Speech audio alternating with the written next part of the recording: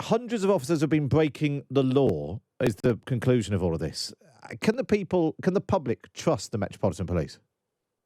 Yes, they can. Look, I asked the Met Police Service to establish this independent review because of these series of scandals. And what Dame Louise Casey has done today is publish the interim report, which is a sober, shocking, but horrific read, because what it shows is where there are allegations of misconduct against police officers, it takes too long to investigate those.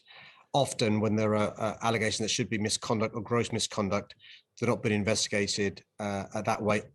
There can be officers against whom a number of allegations are made, not treated in a cumulative way, and also there's disproportionality. Now, the reason why I answered your question, yes, you can still and should trust the police, because we have not just in black and white a report from Dame Louise Casey, but you have in Sir Mark Rowley, a commissioner who not just gets it, but he wants to be a reforming commissioner, not lethargic, not defensive, not arrogant, recognizing there are some wonderful officers, dedicated, decent and brave, who are being let down because of the culture, systems and practices.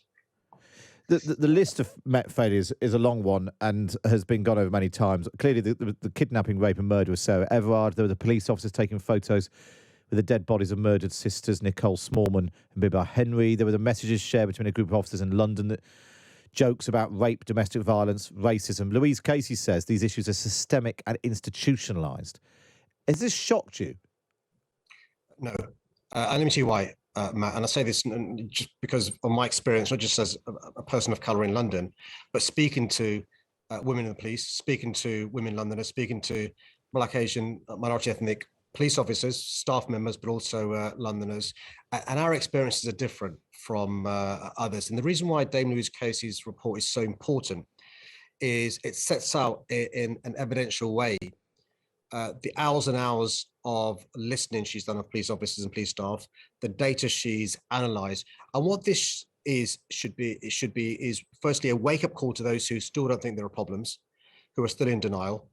But also, it's what the commissioner needed, the new commissioner needed, to bring those on side who are offside about the importance of him being a reforming commissioner. It is horrific, it is shocking, but it's the reality of the experiences in the police service. And the National Police Chiefs Council said a few weeks ago that there are challenges across the country. And so it's really important for us not to think it's just a London problem. It's just the Met problem, but to recognise there are issues that demand addressing across the country, because the higher standards we have leads to more trust, leads to less crime.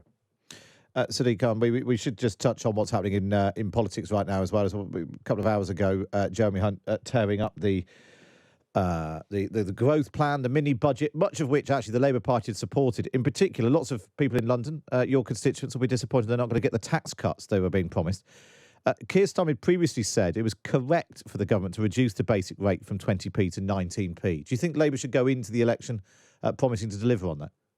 Well, one of the good things about Rachel Reeves as the Shadow Chancellor is she reminds me a lot of Gordon Brown when he was the Chancellor, in relation to not silly gimmicks, but looking at the evidence, being a prudent Shadow Chancellor, making sure our policies are costed, because I think Keir Starmer and Rachel Reeves understand that actually you've got to have, yes, of course, commitment to social justice, but you've got to have economic competence as well. I think Rachel would be unwise to announce now, potentially 20 months away from a general election, what our manifesto would be or what her first budget would be. But what you see from Rachel Reeves is a good compare and contrast with Jeremy Hunt and Kwasi Kwarteng and Rishi Sunak and Nadeem Zahawi. I've forgotten any other chancellors that may have been in the last 4 months.